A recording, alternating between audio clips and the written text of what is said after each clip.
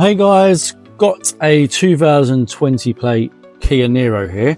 Just going to show you how to turn on and off the automatic rear wiper on this one.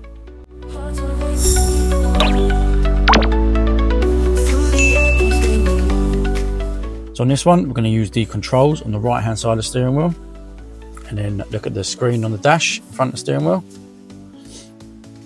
Now, first I want to press the menu button, then keep pressing until you get to settings,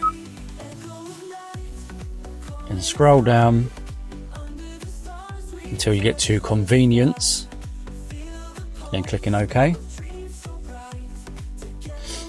Then scroll down too. So this is when you put the car in reverse, the rear wiper will automatically start wiping, just so you can see, so it saves you having to press it every time. So if you want that on, clicking OK.